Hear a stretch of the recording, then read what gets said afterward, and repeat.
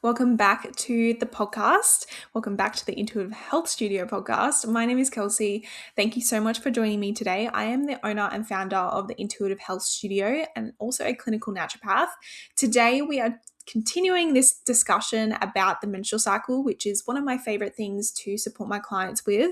And today we are looking at phase 2 of the menstrual cycle. So if you haven't listened to the first episode, I definitely recommend you tuning into that. So that episode is talking about phase 1 of the menstrual cycle, which is menstruation. So today we are talking about phase 2, which is the follicular phase. Just a little disclaimer, all the information shared here is just for educational and entertainment purposes only. So before you change anything with your diet or lifestyle, making sure that you're consulting with a qualified healthcare practitioner first. So getting into the episode, in the first episode, we're talking about phase 1 of the menstrual cycle, which is menstruation. So following that, we have our phase 2, which is our follicular phase.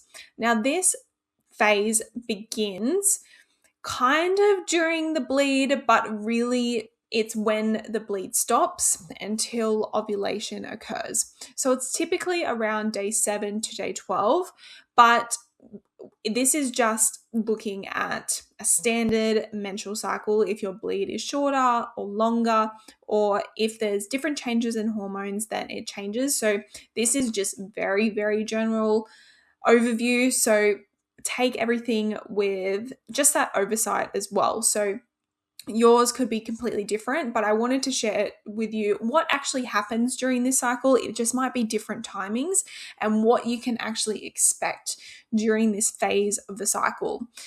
So when we're looking at the follicular phase, so like I mentioned, it's typically looking at days from day 7 to day 12 if we're looking at a stock standard menstrual cycle, which we know that everyone has different menstrual cycles, but on a 28-day cycle. So during the follicular phase, this is when our brain signifies to the ovaries, so this HPO axis, so the hypothalamus pituitary ovarian axis.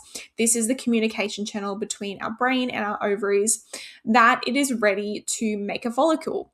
So this follicle then matures into an egg, and hormones such as FSH, which is follicular stimulating hormone, and estrogen start to increase. So this is all through the ovaries preparing to ovulate.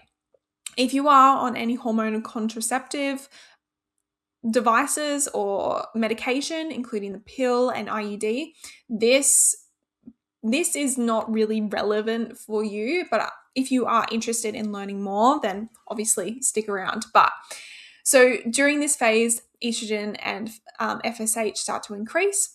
And then there's also some changes into the endometrial lining in preparation for ovulation.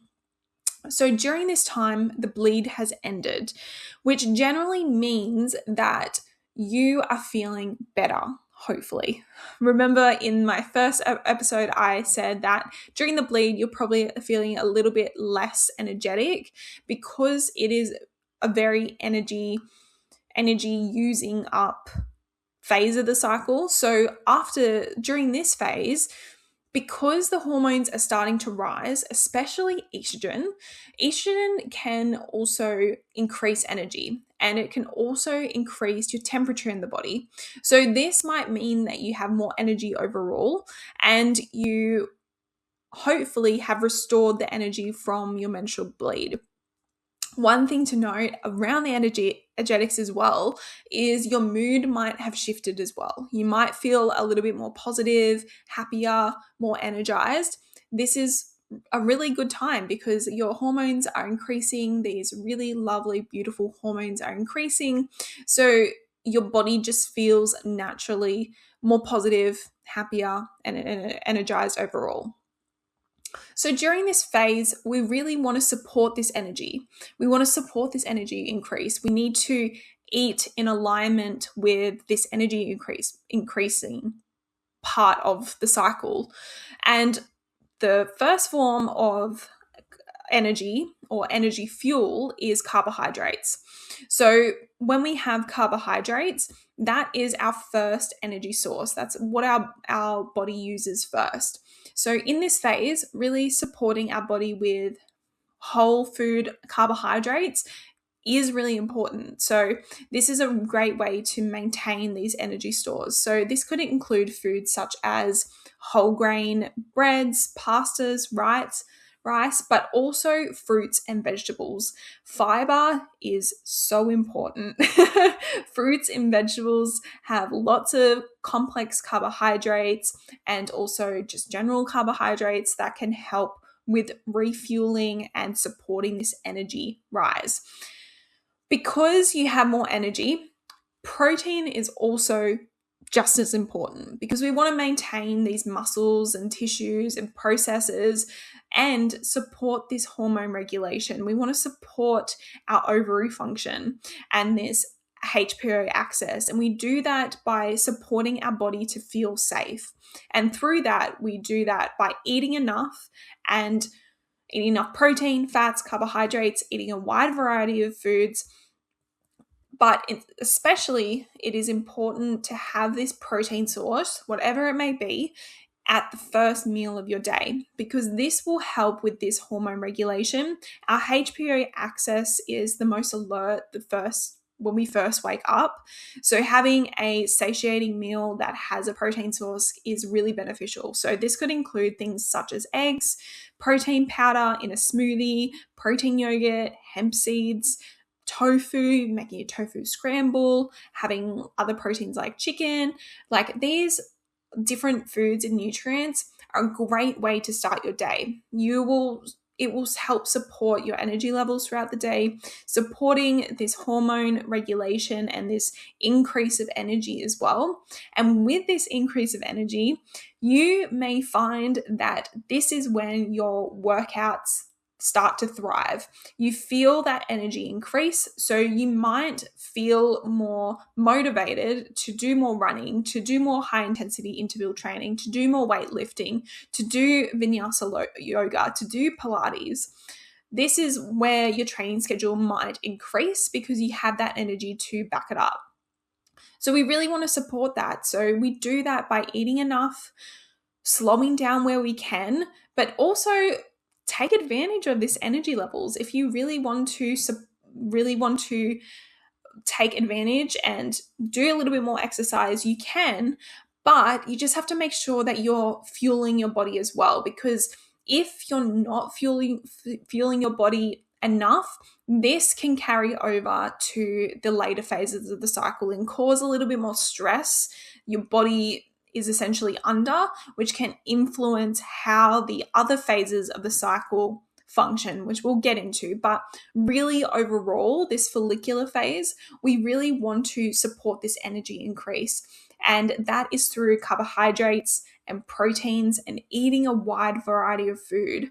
So really lean into this. I love this phase of the cycle because I'm like, yes, I actually feel more like myself again, and I have this energy to do things. It's not saying that that menstruation just totally wipes me out, because it doesn't, but I'm listening to my body, and when I listen to my body and feeling more energized, then I do these other things that I want to do and I feel motivated to.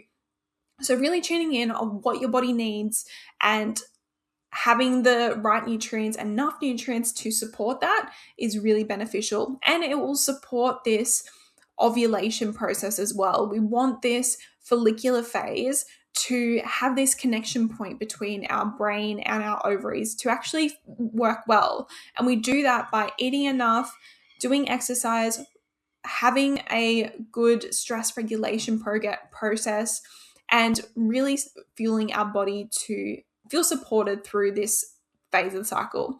I think I've spoken in circles, but hopefully you got what I meant. So hopefully that gives you a little bit of insight around the follicular phase. This episode is definitely more on the shorter side, but it's a great phase of the cycle. And these are some just key things to really support yourself with. So I do have a free ebook that you can download that talks about all of the different phases of the cycle and how to support yourself. It's called Sync with Your Cycles.